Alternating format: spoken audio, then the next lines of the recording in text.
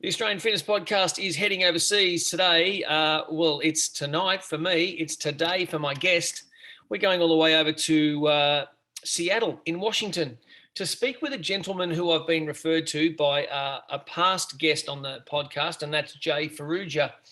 And one time I spoke to Jay and he said, listen, if you ever get a chance, you need to get on Luka Hocevar and talk to him about what he does in the world of health, fitness, wellness, training, transformation, and what have you. And that is who we have today. I'll bring him in. Luka, how are you, mate? It's great to have you on the show. I'm nice and caffeinated. Got up earlier than usual this morning. Had a bunch of stuff to do, but you know what? The caffeine's slowly kicking in, which means it'll be good. My word count per minute is going to be pretty high. I'm telling you that right now. I'll just keep an eye. I'll just keep an eye on your speed of words there, mate. And if Slow it me down if you need to, buddy. Slow me down. No, mate.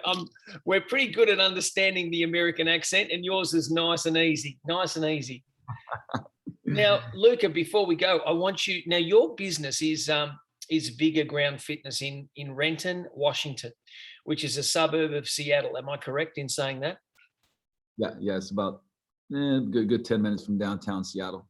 Yeah. Right. I mean, honestly, it's like if you fly in to Seattle, like you're gonna have to pass it because it's 5 minutes from the airport. So, but it would be considered. I mean, I rep Renton, so yeah. I rep Renton. But if people are like, where you where you live, you got to say Seattle. So it's a little more understandable, No, absolutely.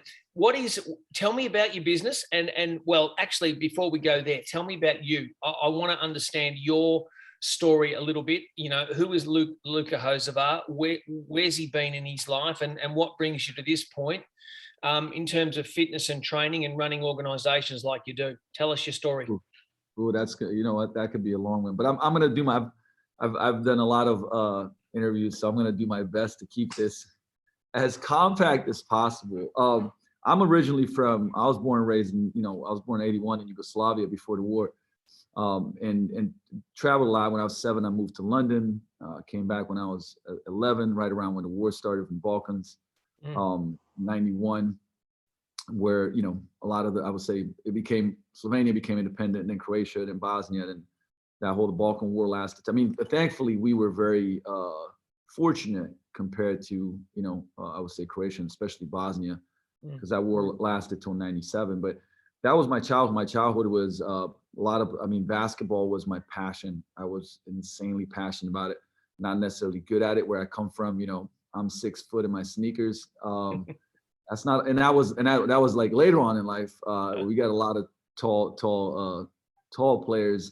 And for everybody now that they know who, a lot of folks know where Slovenia is because Luka Doncic is from Slovenia, and I actually played with his dad growing up. But I also had I was also a knucklehead.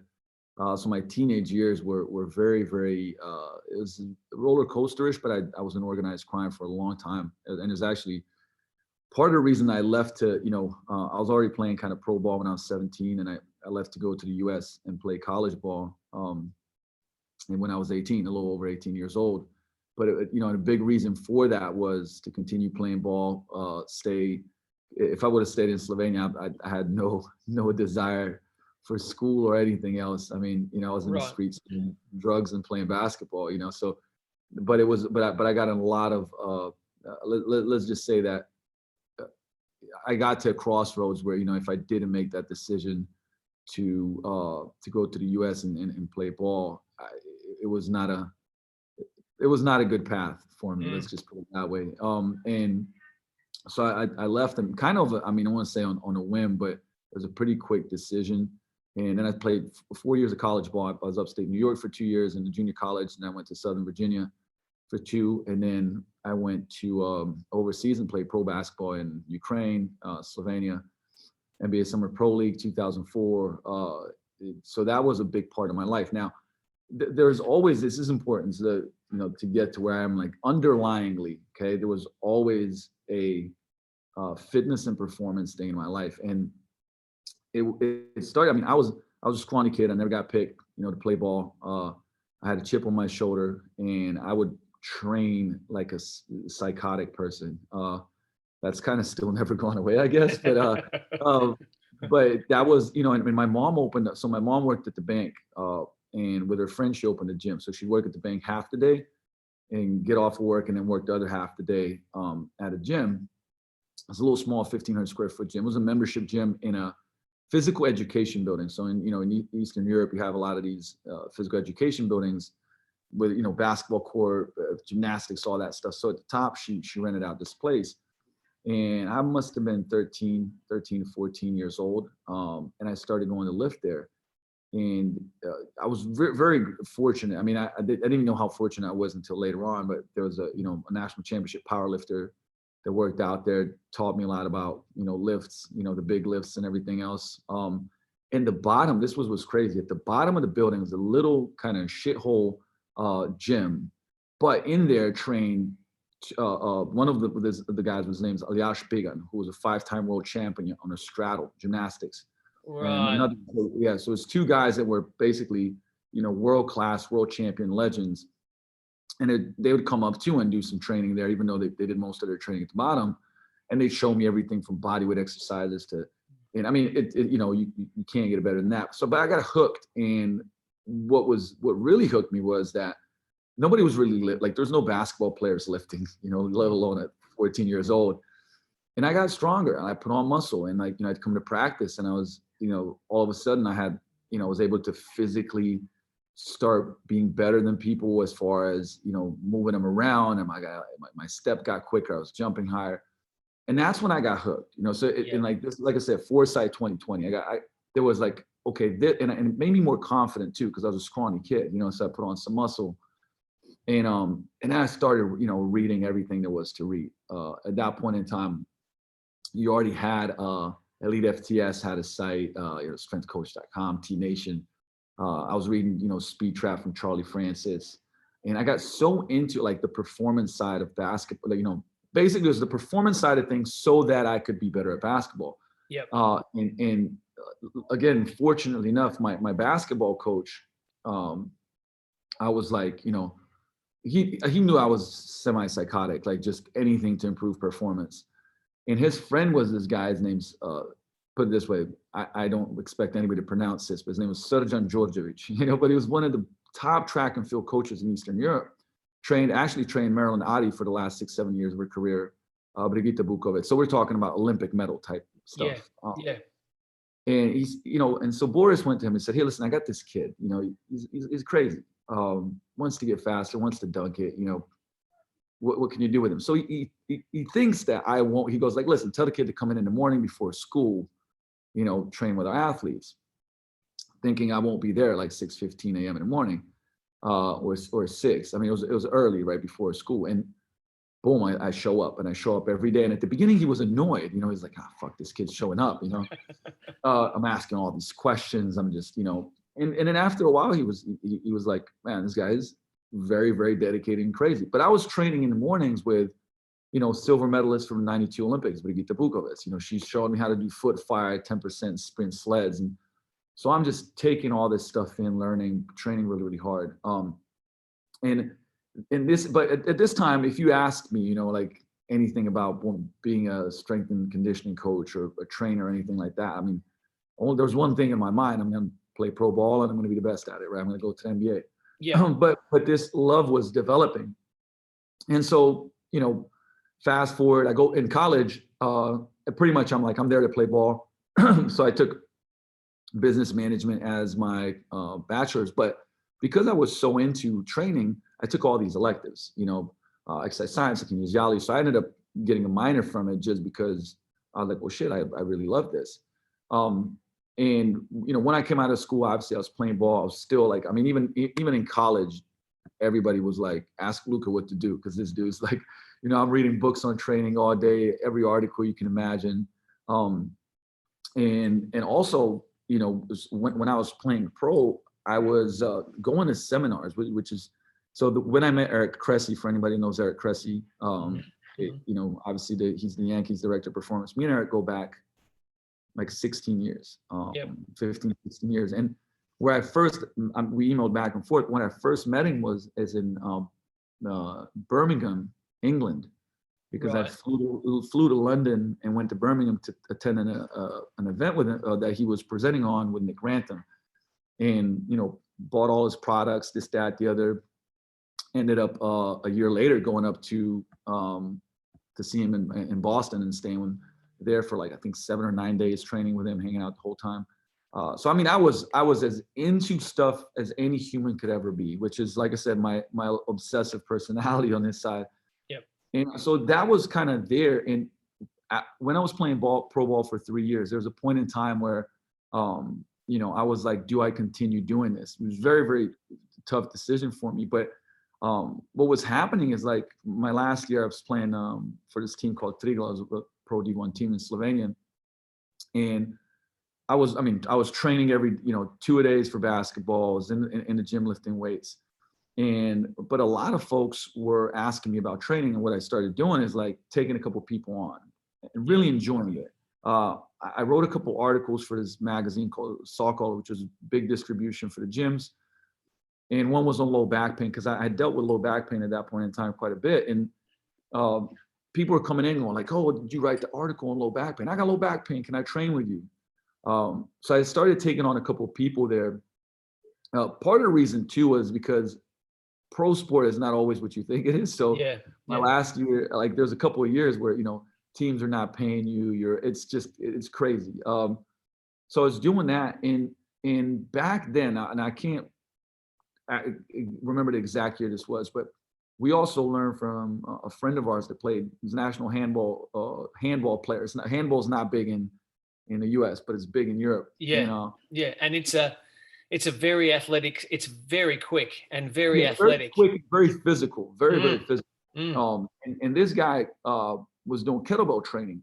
And I mean, we're talking about 2000, 2001, 2002 type of, like long.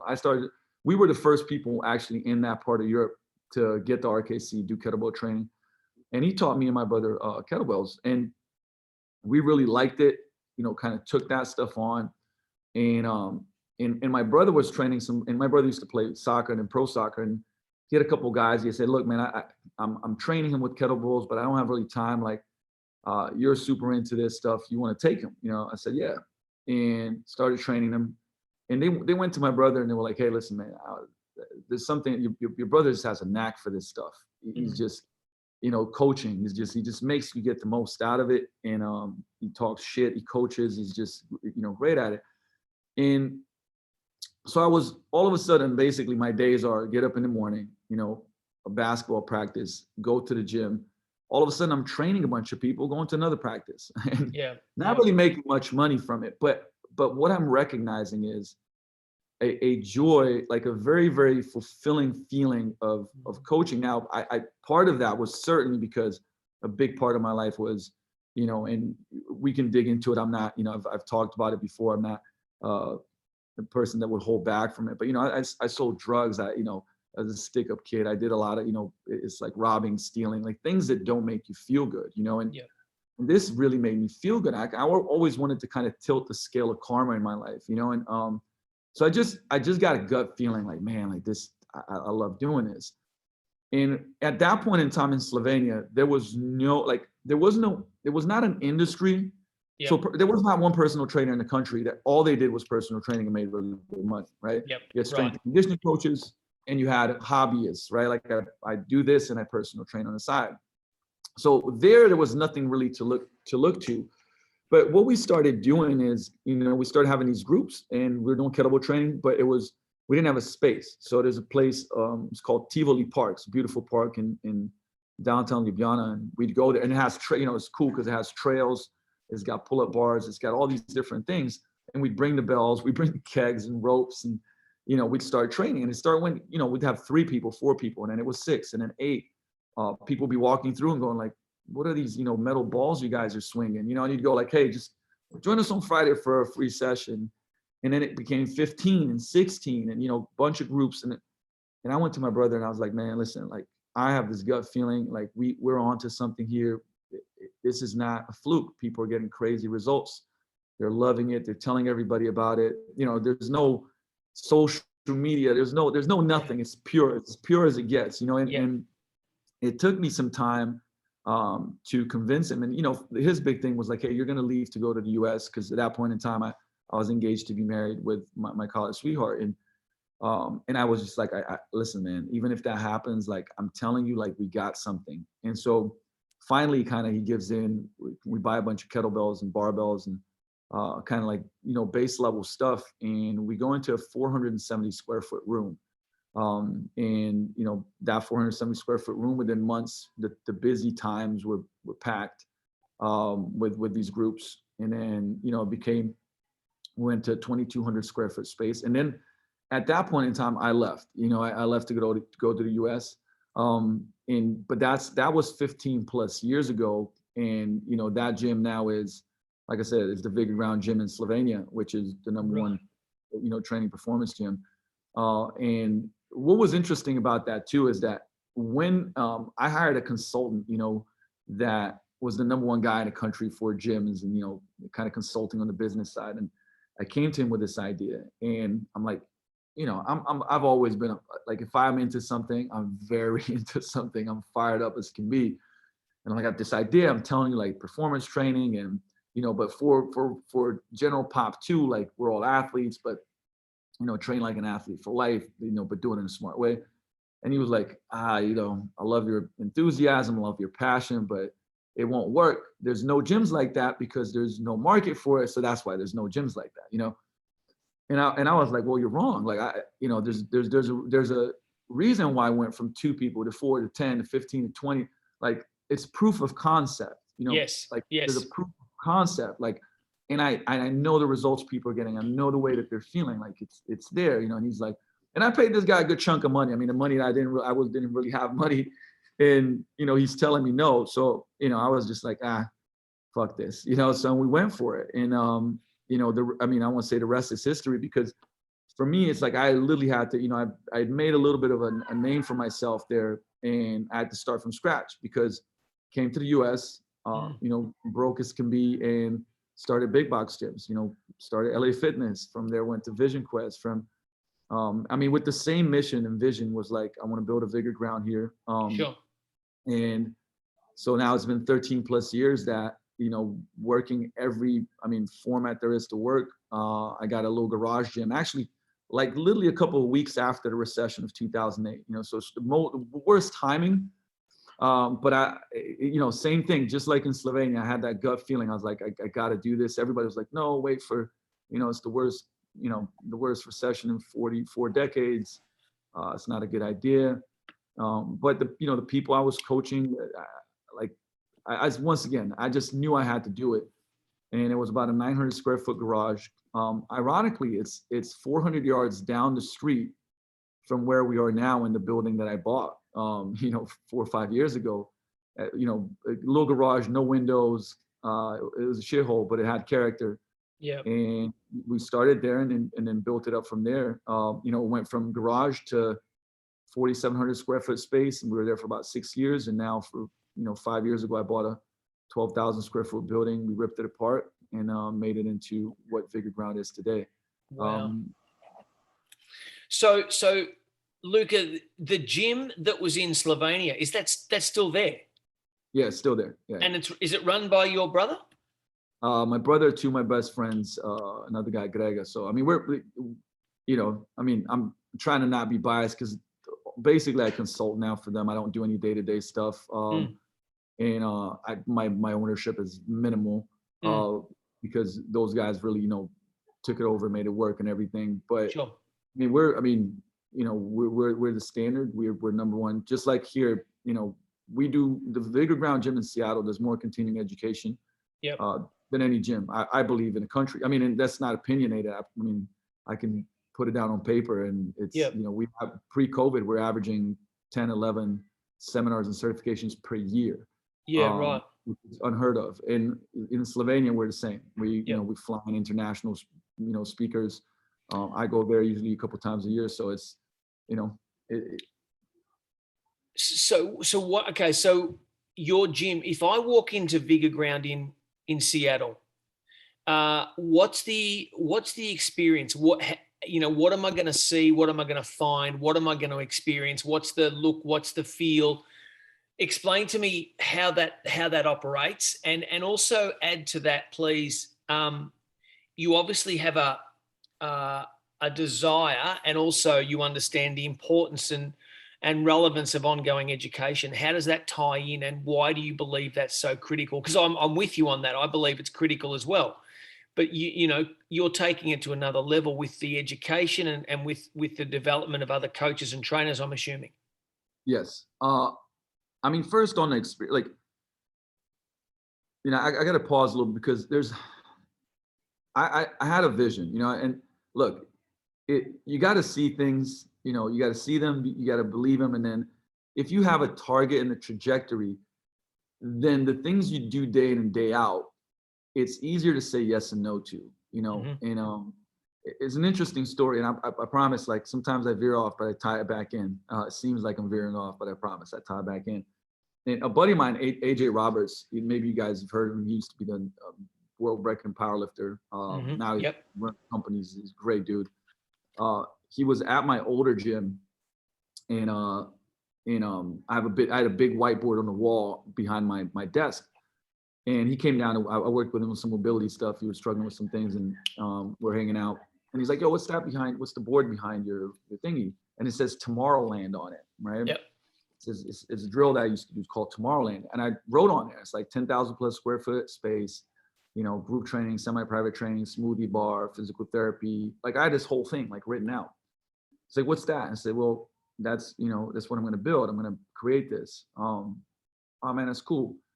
And years later, I'm years and years and years later, he came to the grand opening of Vic. A lot of my friends came out. Jay was there, obviously, and we threw a party. We had, like, live DJs, and we're doing hundreds of people per class. It was nuts.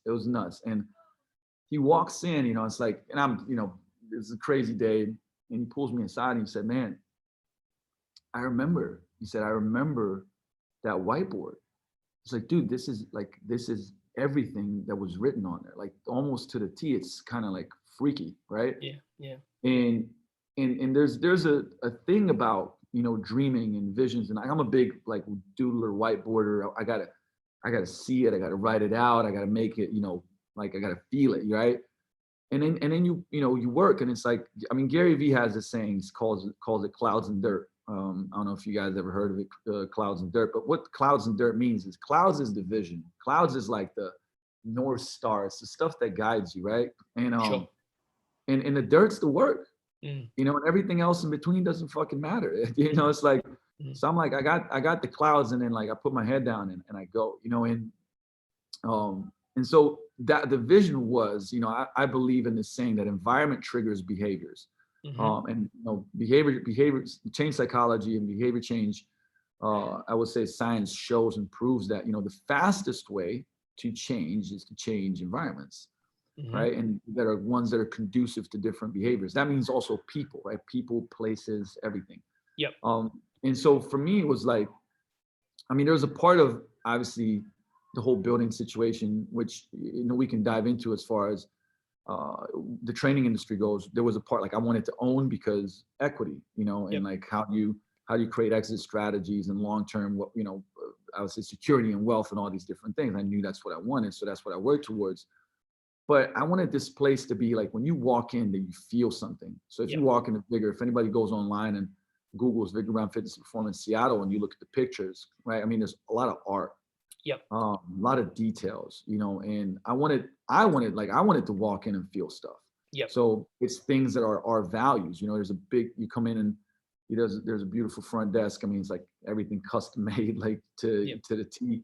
But then next to it is a wall. It says "Rise as One, Us and We," which is Rise as One is like, teamwork is one of our values. And every value has like a tagline to it. Rise as One. Then you have, I got a local artist that did a lot of work. Some of it was commissioned, like actual, 190 hours of graffiti for a commissioned art piece in the back. Then, we took another one of his pieces that's Ali standing over Superman. Seen it. It's amazing. Yeah. I love it. Yeah. Very cool. It never gets old, but it has a message. Somebody says, "What's that represent?" Like, I can tell the story of it. There's quotes all over the gym.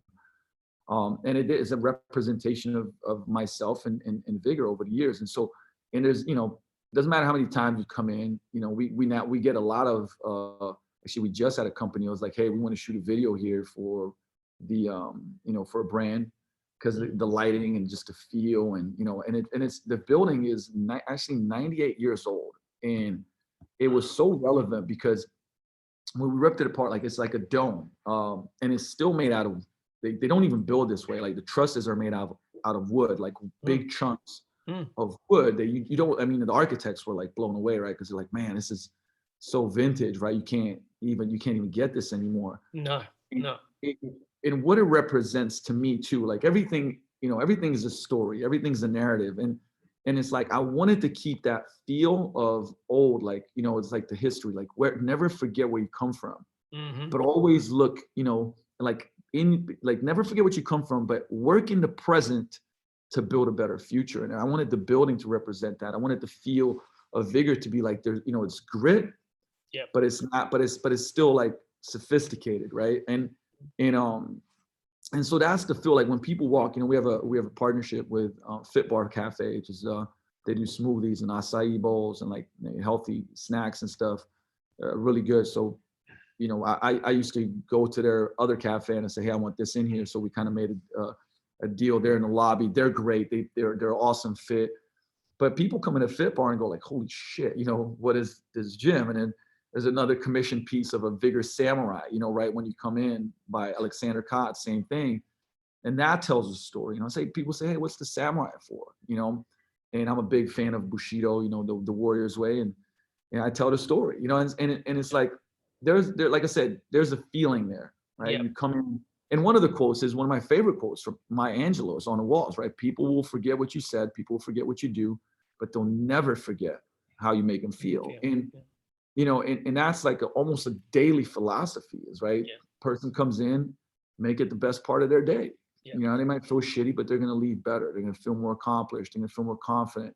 They're going to hit a PR. They're going to feel like we shone a light on positives. They're going to feel encouraged that they can do anything. I think that's part of our job. Is and I'm probably the biggest training geek you'll meet. Like I can do X's and O's and I study stuff day in and day out. But truly, like, I say one of the most powerful things that we do is that like we believe in people so much that they start believing, like they're like, these guys are either fucking nuts, or they're onto something, and like I really can do this, and then they do it, and it's like, and it changes their life. And so that, that is what I would say the environment is like, and what I wanted to build and continue to, because like I can sit here and tell you a lot of the flaws, and there's always work to do. And the second part that you mentioned is the education part. And I'll go to, I'll kind of share what Mark Cuban said, and I'm huge on, like, I read a lot, like excessively, probably too much. I'm always studying and listening to podcasts and stuff like that. And I was listening to Mark Cuban, who I'm a fan of from the business perspective. I've been very, very fortunate to meet some, about 4 or 5 years ago, I went to Necker Island. I was invited, spent time with Richard Branson, was one of my entrepreneurial heroes. And so I've been like very, very, and that was an award for the way that we did charity work and in this evolved enterprise model that I do here at Vigor. And so, but to lead into another person I really look up to is Mark Cuban. And I was listening to him, and they asked him, say, what's the future going into business? What does it look like? What do you need to know? What's the next frontier? And he started talking about a little bit, a couple like pharmaceutical robotics and stuff like that. But he said, look, all of that is great and dandy, but he said, here's who will own the future. The future will be owned by people that they learn how to learn, and they can learn faster than anybody else. Right? And my whole, I won't say my whole life, but the last 2.5 decades of my life, 2 decades at least. And like I said, in school, you ask any teacher and be like, hey, was Luka Hocevar an exemplary student? First of all, I was like, well, fuck, it'd be great that guy showed up. And not, I was, like I said, I was always in trouble. I was always doing dumb stuff, but most of the time I wasn't engaged, but once I realized that I could learn things that I wanted to learn, and it started with training, I was like, oh shit, I can study this stuff and then do it and I get better. That's what hooked me to learning, you know. And then once I kind of started understanding that, I became a voracious kind of like, you know, consumer, you know, and and I think about this because I can learn very, very fast, right? And I'm very 100% cool with saying like, I don't know, but I'll see you on Monday though. You know what I mean? Because I'm gonna go through 3 days not sleeping and learning. And this is the thing that I'm talking about. The world is changing at crazy paces. And if you, I mean, you know, you could back in the day be you know, you're a staple in this community, right? And people would go through word of mouth and referrals. And like, by the way, which I still think is the foundation. Mm-hmm. But today, if you're not getting, like, if you go like for 2 years and you're not getting better, I mean, you could start becoming a relic. Yep. Which has happened with a lot of people, right? Yep. And it's like, where are things going? Like, you cannot be, you know, you have to literally, learning has to be a way of life rather than like a part of like I would say a season of life, which is what a lot of people make it. Well, I'm gonna go hard now for the next 6 months or a year, you know, and then I'm gonna back. It just has to be a part of life. And I feel that that's a competitive advantage, is if you learn to learn fast, and, you know, I would say not just learn but apply. Mm-hmm. John Berardi said there's like 4 phases. There's learn, there's do, and there's becoming, and then there's being. You know, people always go, well, what the fuck does that mean? I'm like, well, first of all, a lot of people might take stuff in and never do it, which stops everything. But then once you start doing it, there's a phase of conscious competence, right? And that's the becoming phase. It's like, it's hard, it's icky. It's like learning a new skill, you know, like, It's you know, you awkward. start boxing. Oh, it's awkward. Yeah, you feel crappy and like, you know, and you got to start understanding that that's good. That's good. It's a good feeling. Like, it means you're getting better. And then at a certain point in time, you do it so much that that's part of your being, you know. And I always just joke around here at the gym and say, guys, listen, when I coach you on a rep, you know, it's going to be excellence. Now we're gonna chase that sucker, because what I want is that, like, in a year or 2 years from now, when I wake you up 3 o'clock in the morning and somebody's ringing an alarm bell, I'm like, do the deadlift, and it's gonna be like, you know, like you're gonna do a perfect rep, because that's what we train, because you fall to the lowest level of your training, and that's being, you know, that's being. Now, the good and bad thing about being is that, you know, you do stuff long enough, it becomes who you are. Unfortunately, you know, that can also be shitty, right? The way that you communicate, bad reps, you know, not following through on your word, not opening doors for people, you know, right? It's just a way of life. And learning is one of those, you know. It's like, you can make it like, being is, I am just a learner, right? I'm observant, I'm aware, I'm constantly, you know, seeking, and I'm curious. And I think it's a superpower. Like, you know, curiosity is a superpower. Courage is a superpower. Communication is a superpower. Like, and the problem sometimes is with, I would say, you know, business owners and just anybody in general, is that it's very easy to like understand, you know, a skill. Like, I'll take basketball. Okay. You know, hey, you're not great at like left-handed layups and hook shots and floaters. Okay, great. Well, you're gonna have to get in the gym and do those, right? Like, yeah, you're gonna have to practice them deliberately. Like, okay, now you got better at them. Now put a defender there. Now, you know, now take the hook shot over them. You know, you suck today, but you do that for 6 months, and like, wow, look, you got a good left hook shot, right? Okay, and people, oh, I'm sure you hear this all the time.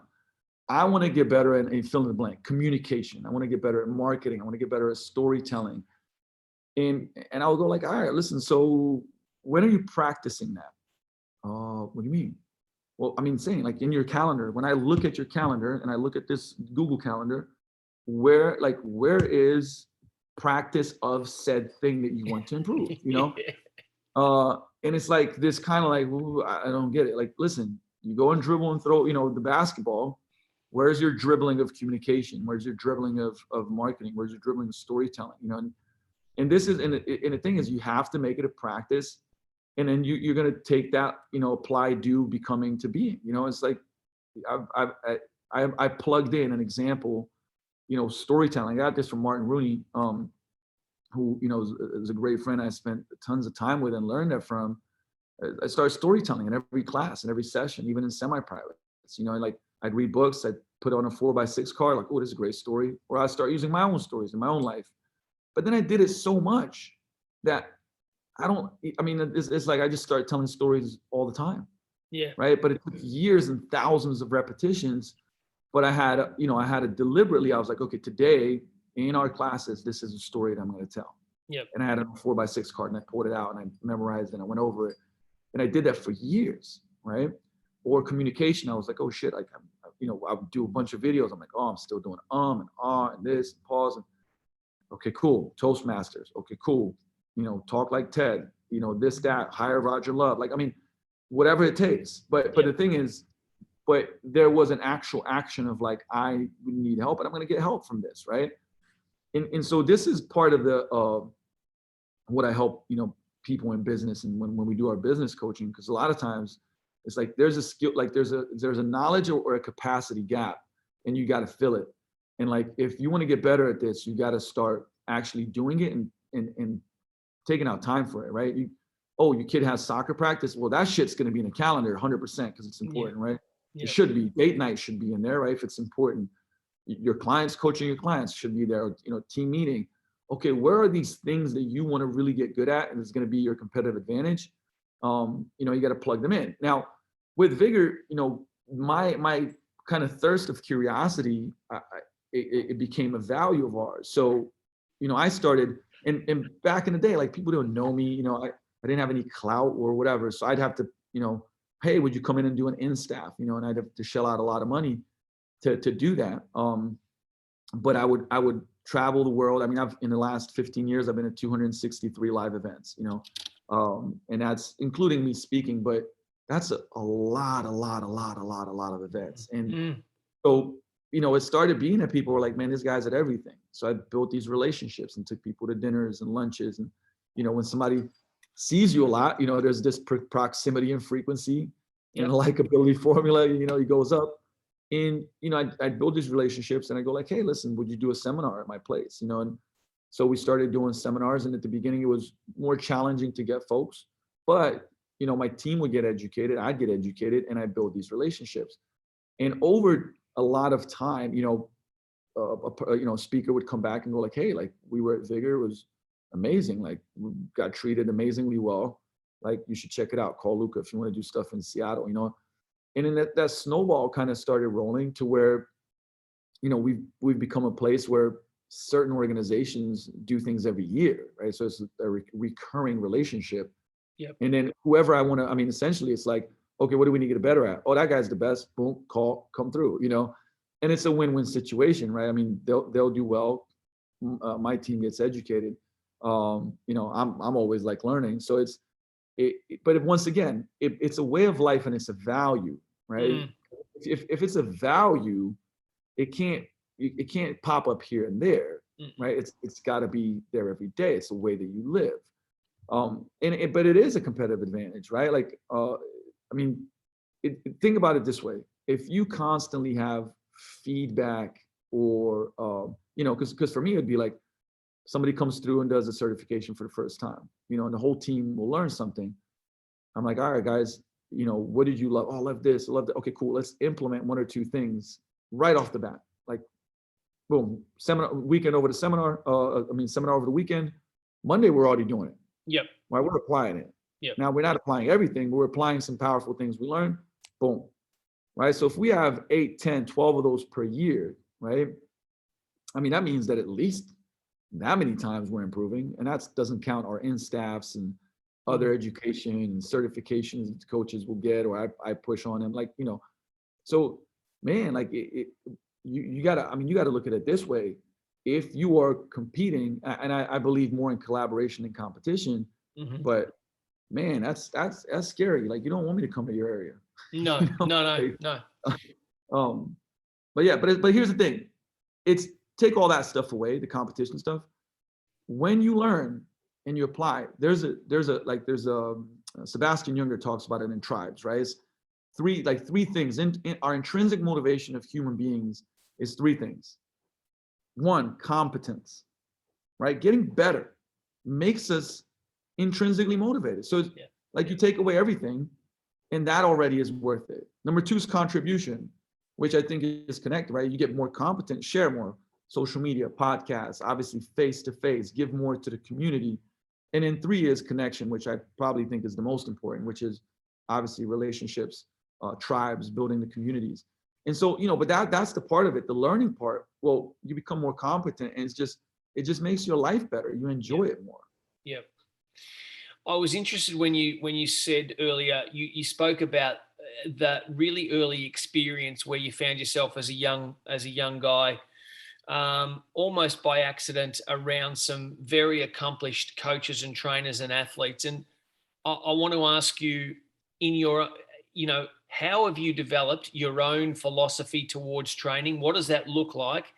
Because, certain trainers and coaches get very fixated on, oh, it's got to be barbell based, or it's got to be body weight based, or it's got to be, where do you sit on the continuum there, Luka? Because I get the feeling when I look at some of the work that you've done, and I study some of the stuff that you've done, you seem to have a really diverse range of tools and skills and methods and approaches that you draw from, and you apply those to the situation to get the best outcome. And that's what impresses me most about you. Am I right there?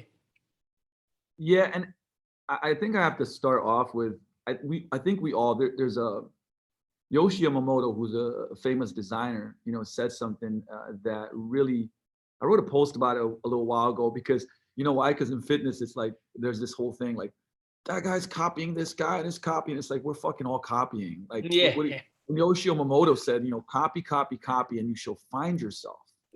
Right. And I did that. Like when in the beginning of my career, I'd find people that I looked up to, and I would study their stuff and copy it. Right. I mean, like, and because you're more kind of what less, and you're more drawn to people and experts, and so you learn from somebody, you go like, yes, that's the truth, because you don't have enough knowledge and understanding and wit. So you haven't had time to form your own the Luka way. You haven't, now you have, but I guess initially, when you were a developing coach, you had to find what your thing was. What was the way that Luka wanted to go about it? Yeah.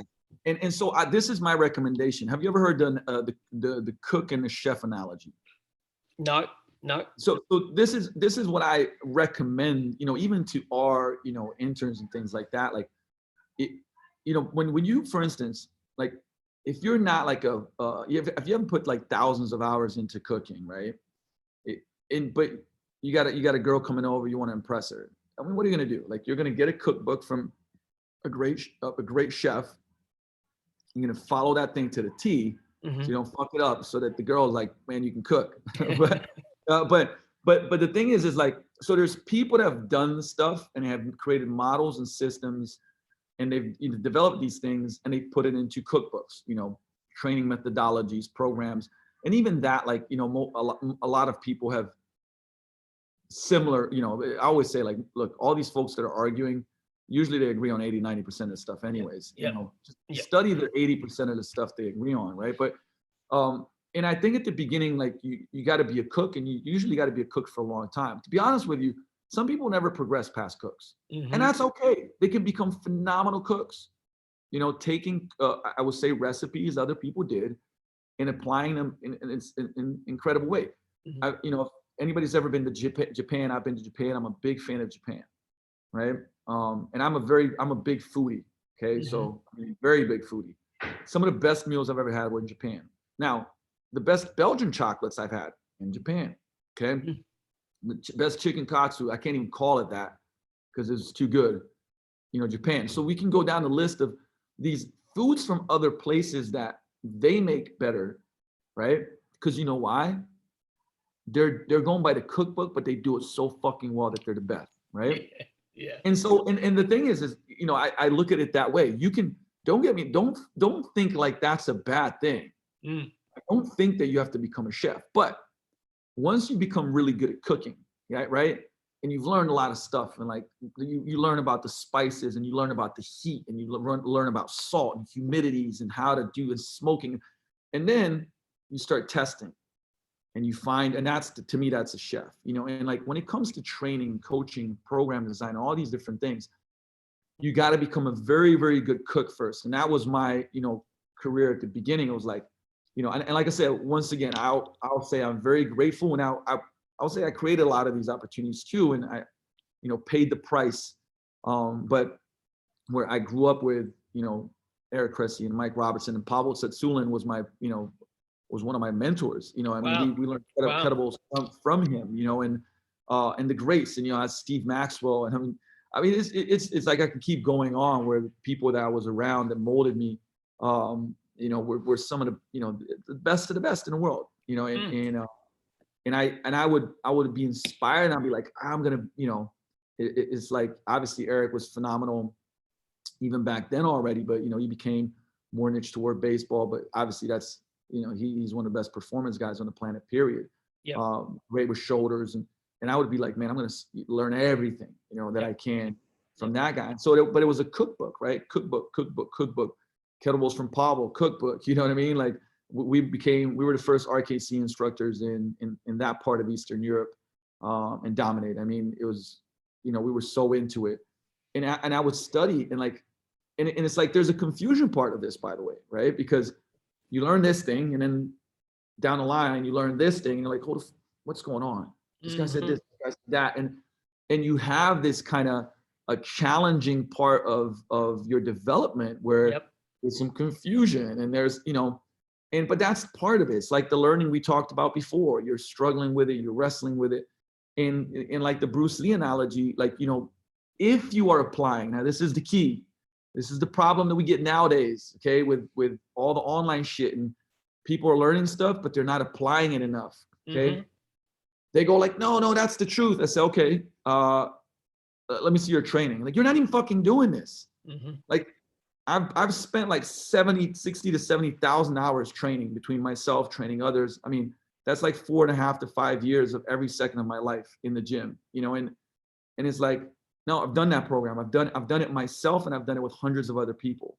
Like, I know the application of it. So when you're applying it, it starts becoming clearer to you. These models, these cookbooks, they start becoming clearer, and then you start becoming more of a chef. Here's what you can't do, okay? You can't sit behind a computer and do this much application and this much study, and then go like, no, this is right, this is wrong, this is true, because you're not fucking cooking, right? You're being a theoretical person and going like, I'm telling you, if you add this spice, oh, have you added that spice? Well, no, I haven't, but I read about it. Buddy, that shit's not gonna go, you know. And to me, it's like that you gotta apply these things, because this is like that four-step model that I always use. Like, it's a learn, apply, reflect, course correct. Repeat forever, you know what I mean? And like, and it's like, you know, I'd do stuff and I'd learn stuff, and I'd go, they say this should do this, but it's fucking not working. And it's like, not over like one training session. We're talking about months and years. I'm like, it's not making sense, right? And it was great at the summit. One of my hands-on presentations was, you know, small group personal training, which for us is about 15, up to 15 people. You know, it's a strength-based model. And over the years, I've developed this model. So it's a block system. It's timed, because, and here's the thing. This is what I was talking to the group about. And I said, listen, guys, how many of you have been taught a certain thing, and then you went into your gym and you got an 1,100 square foot gym, and you got 14 people coming in, and you got to work on their strength, build muscle, you know, also want to make them more athletic. And these models that you learn, you're like, I can't fucking do this. And you got another class coming in afterwards, and you got it's like, but that's the real world. I said, look, I learned from these guys that were like, no, Luka, you got to do it like this.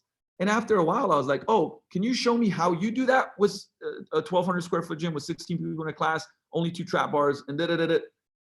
Well, no, I don't. I do this in a college setting with 72 fucking squat racks. Oh, all right, guy. So it became, you know what I mean? I was like, I mold these models in the real world. Everything is practical. Everything is real.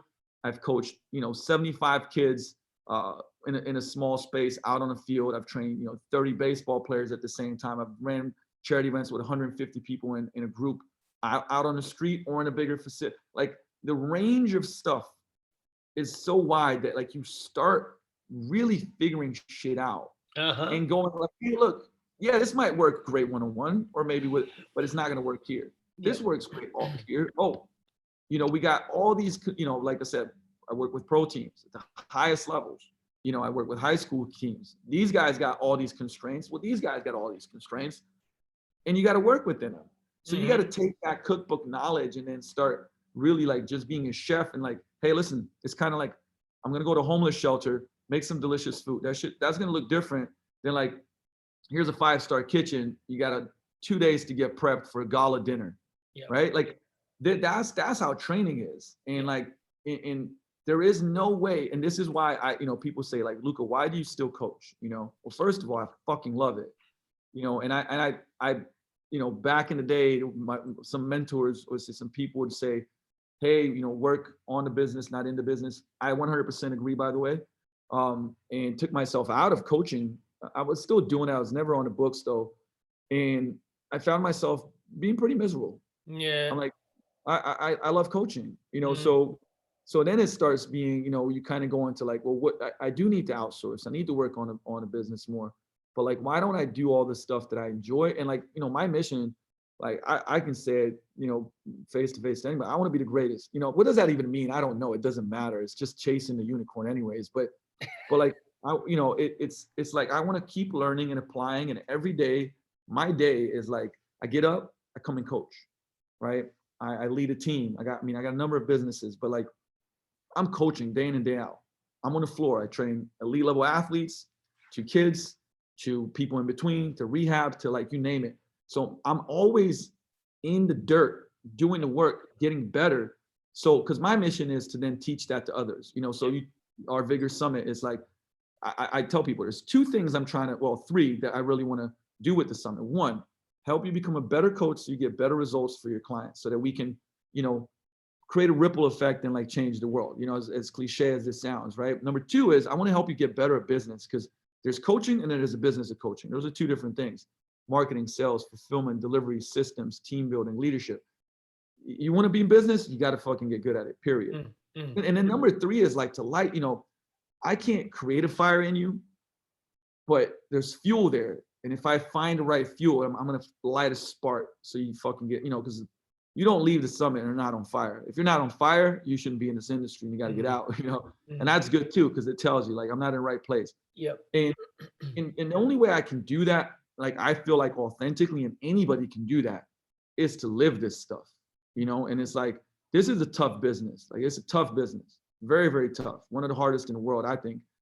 But I also believe it's the most meaningful, and I'm addicted. I'm absolutely addicted to like the stuff, like when people say, hey, you helped me change my life with this. Hey, like because of, Vigor, your coaches, the summit, like I turned my business around. I found passion in this again. Like I decided to leave my job because I know this is what I want to do. Like that stuff, I can never get enough of, you know what I mean? And it's like this weird, I don't know, it's like a full circle where, I was at the summit 2 years ago and I said, hey, look, I did a presentation on charity events and like how that's changed my life and what we do. And, there's hundreds and hundreds and hundreds of gyms across the world now doing them because we've taught them to do this stuff. And I'm like, hey man, I used to be addicted to a lot of different stuff, and like, I did things that got other people addicted. And I'm like, but now it's like the thing that I'm addicted to, and I love it. Like I love being addicted to it, is helping others and helping others change. And I don't know how you can kind of make, like I'm all for online, because a lot of stuff we're moving into is online education, and this is online. So, don't get me wrong, that I'm 1000% for it, and our messages couldn't reach the people that they do without this. But there's a part, and maybe I'm what would the word be? Like maybe old school now. Old school. But if you ask every single person that most people look up to in the industry, and they go like, man, that guy's a legend. Like they will tell you the same. And like, I'm very fortunate that a lot of these people that are some of my best friends in the world now, and some of the best in the world, tell you the same thing. I'm telling you, they tell you the same thing. was just talking to Don Saladino. I said, dude, I don't think you can be a great online coach if you don't coach people in person. He's like 100%, 100%. Oh, yeah. And I don't give a shit if you did it for 6 years, 8 years, 10 years, but then you haven't done it for 5. You lose touch.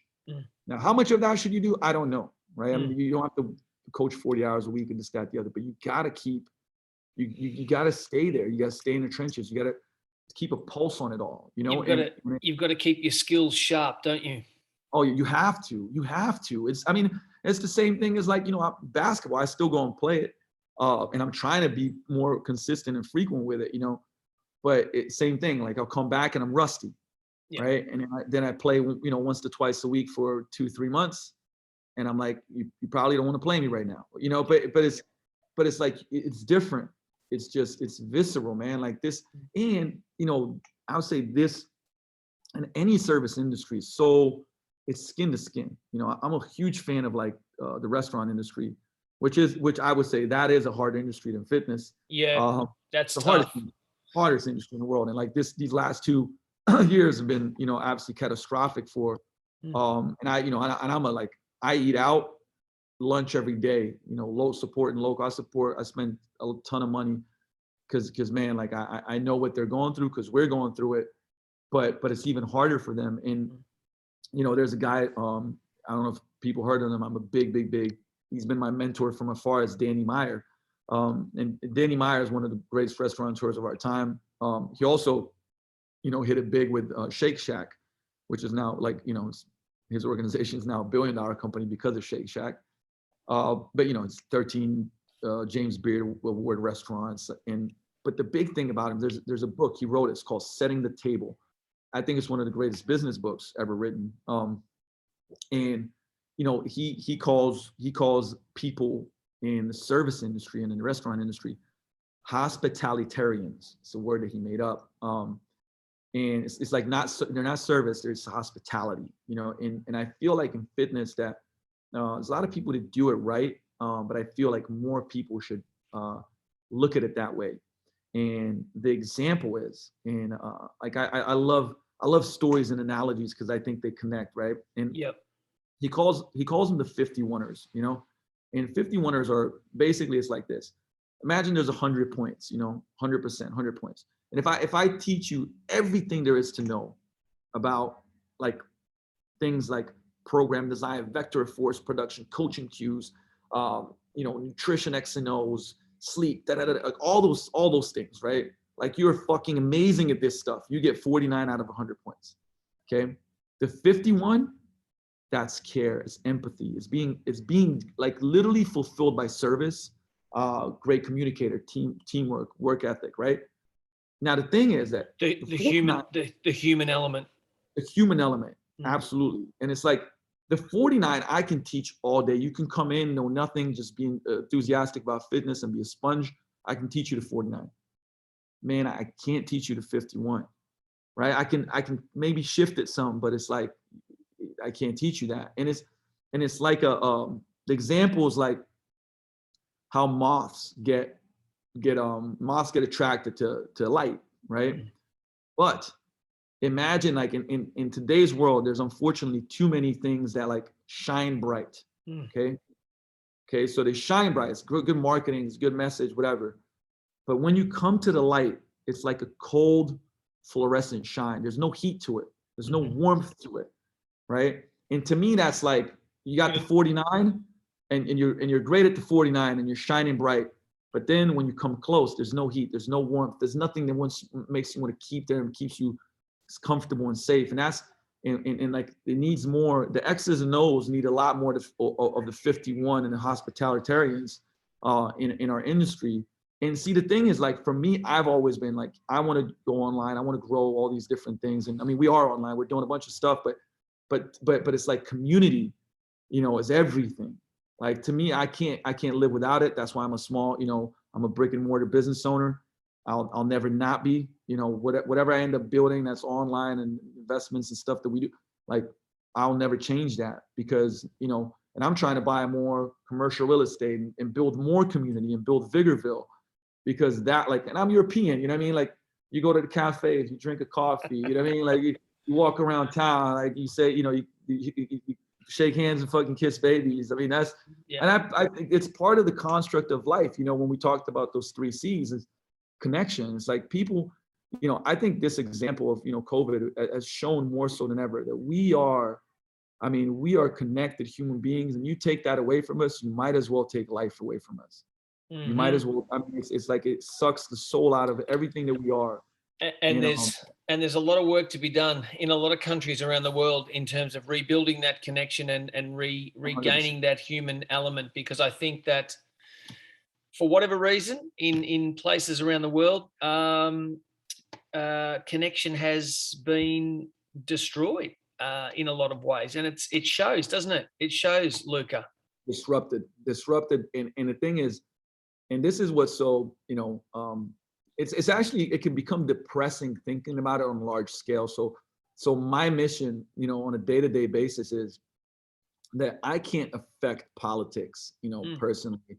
I think that, I can get very philosophical and geeky about these things because it's a system that's been around for so long, and it supports, put it this way, it doesn't support the people, obviously. So what can you do? Right? Because if you start thinking like, let me change the medical system, let me change the political system, like we can't do. I mean, we can vote, but even that's become like a little funny.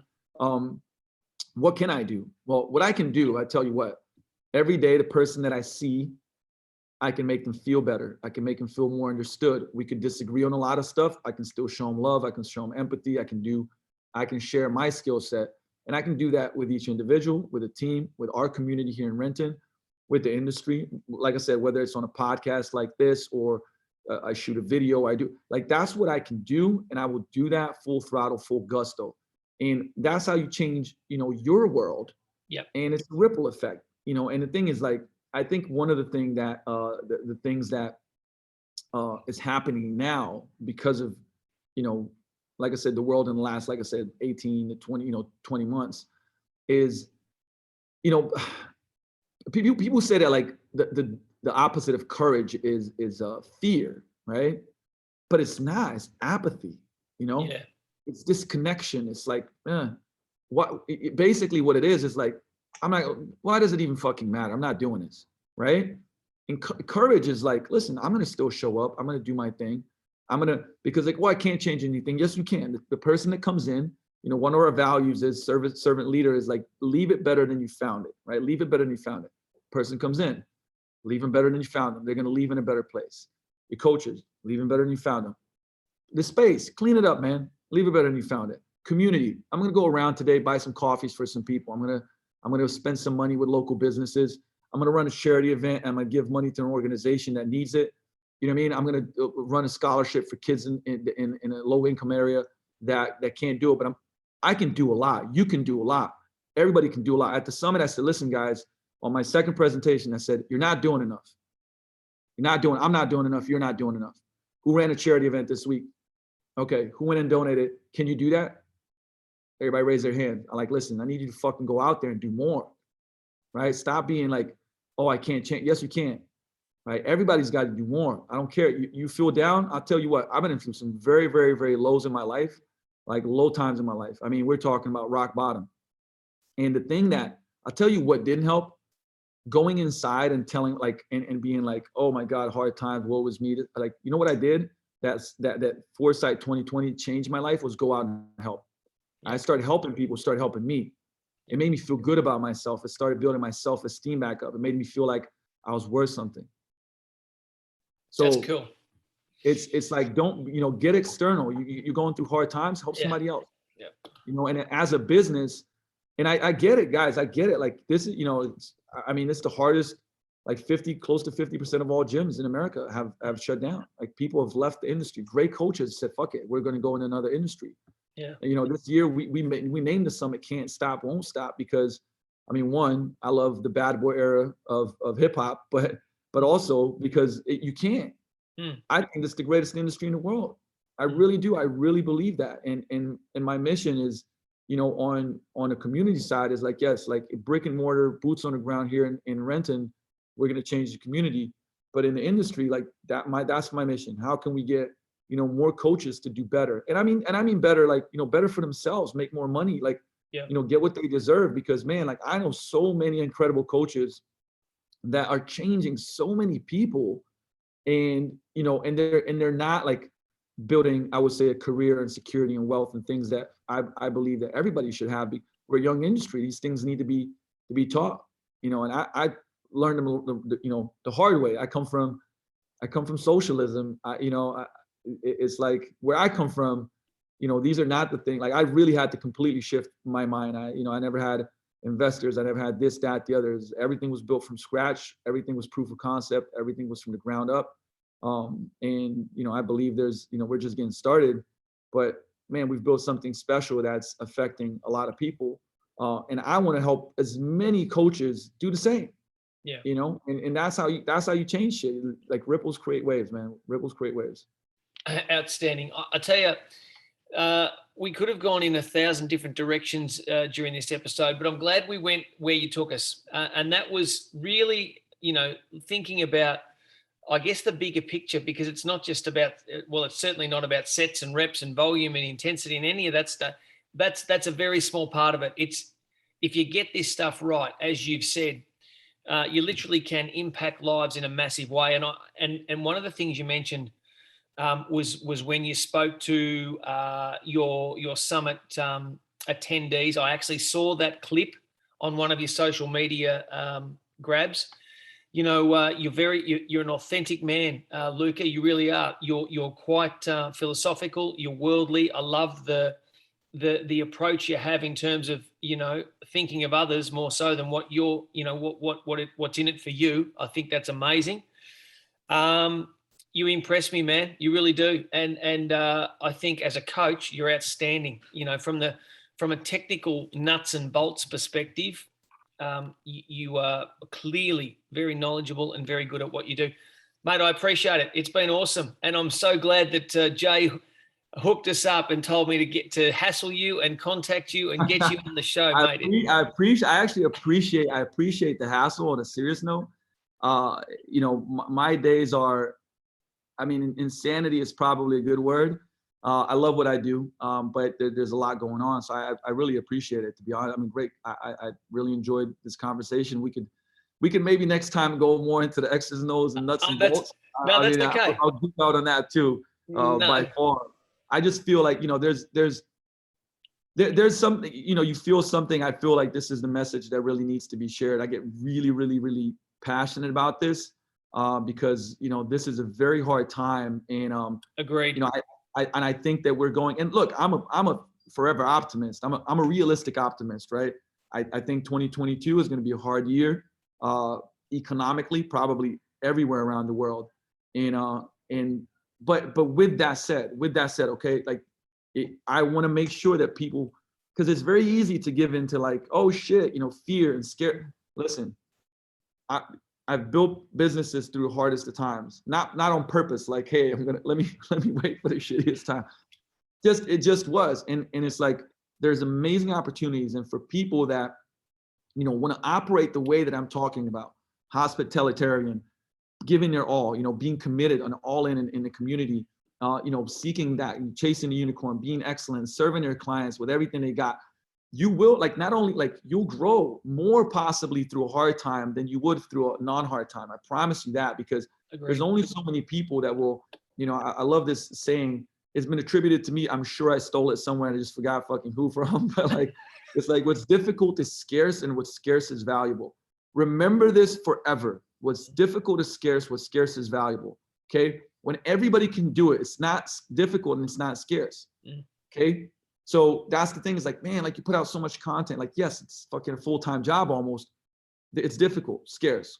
Man, you go so far out of your way. How much, the summit, you put it on, like, man, I lose money on it on the front end. It's very stressful. It's difficult. It's scarce. It's valuable. Okay. Make yourself so valuable. Be a linchpin that people can't do without you. Your community can't do without you. That you're like the businesses that shut down, and basically the community put in so much fucking money that they brought them back. Yep. That's actually the story of Whole Foods before it was Whole Foods, essentially, right? Yep. But people were like, no, we can't not have this in our community. Our community is way worse off. And so we're going to put money behind.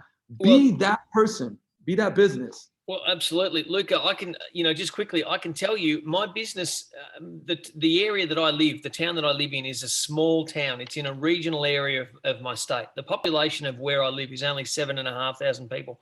But I lived in Melbourne for 25 years. So I've lived in big cities. I live in a small area now. But I can tell you categorically, and I have said this to my members, I've written to them many times over the last 20 months. And I've said to them, if my members had not stuck with me and stayed with me and continued, those that could, continued to pay membership fees and contribute where they could, my business would be gone. It would literally have died, at least 6 to 12 months ago. But it still exists because the people that I service and have serviced for nearly 11 years, they knew that they had to do something in order to help me survive this, because if I didn't, they were going to lose something that they cherished and valued. So I think that I put my survival down to the fact that I did good work for 9 or 10 years, which has then given me, I guess, something that has enabled them to stay with me for those extra 2 years to keep me alive. And that's exactly what's happened to me. And I'm sure many other businesses around the world. And I love that you mentioned that. And I want to finish on this note because I feel like, the industry, it's very easy to get, I'm all for, look, sometimes you have clients that aren't the right fit and this, that, and the other, right? But I promise you, you want to get more fired up than you are right now as a coach and do better work. Man, have an honor and a pride of that these people that come to us, that they trust us with their health, they invest their hard-earned money into us. Like this is, I talk to my team a lot about this. I say, guys, it's really easy to get complacent and think about, long day and like, oh, this person's tired and annoying. And it's like, man, you gotta reframe that. Like these people are here, and they're going through hard stuff in life and they're entrusting us with this. And you gotta have a pride and an honor. And if you behave in that way, and there's I would say that there's I don't know, almost obviously being grateful for it, right? You'll operate differently. And yes, especially during a time like this, it's like, I need more committed clients. No, that's why the fuck they're coming to us, because they've got a problem with commitment. Yep. Just like you got a problem with fucking commitment somewhere else, and you should get a coach, like, so don't we're all, remember for a little while online, it was like, I'm looking for committed clients. Good luck. You know what I'm saying? Like, everybody is, I'm sure, but the thing is, no, like I'm looking for people to help. Yep. You know what I mean? Get better. You can't help them, get fucking better. Yep. You can't help them because you're not good enough. Get better. Mm-hmm. Take on those people, especially the first 5 years of your career. Golly, year 2, I'm like, man, people are hard to work with. Yeah, get better. Mm-hmm. Right, get better. Mm-hmm. I promise you, your career will be better. But I want to say that because it's like, it's really easy to start complaining, and it's like, man, remember why you're here. Remember why we're doing this, right? And it'll be, it's like the law of the slight edge. I'm telling you, you start behaving like that slowly but surely. Yeah, competence will go to shit, and you'll start resenting stuff.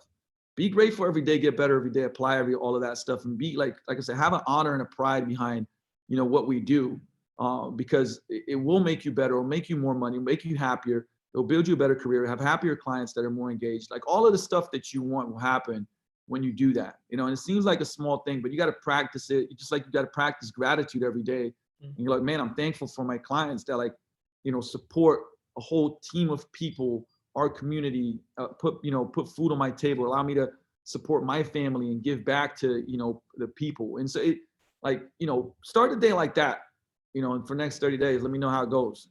Amen to that. Luka, awesome. Fantastic. I'm so glad we did this. I'm so glad we got together. You are someone to look up to. I love your work, and I'll be putting your social connections in the show notes. Luka Hocevar at Luka Hocevar. Is there anything in any other way that people can connect with you that you would prefer, like a website or an email or anything like that, Luka?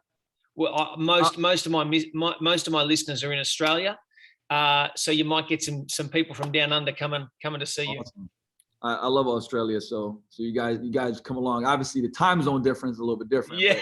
But stat socials are good for that. So on Instagram is like kind of definitely a hub where I share a lot of the stuff at Luka Hocevar. I got a YouTube channel that's been like a kind of 9-side hustle, but it's grown a lot. Like every piece, I mean, I got 1,400 videos from podcasts to, I mean, you name it, it's on there. You can probably get stuck there for 10 years if you want to, and we're dropping stuff every week. So that's just the same thing, Luka Hocevar. And also our very, very, very, actually, you know what? For anybody that's doing like, I have a company called Yo Grow Your Gym with my partner, Steve Krebs. I mean, that's who we run the events with. We do all the business consulting for coaches. And I mean, the name in itself kind of says a lot, Yo Grow Your Gym. But it's obviously it's for offline, online. We got people from all over the world. You can go check out yogrowyourgym.com.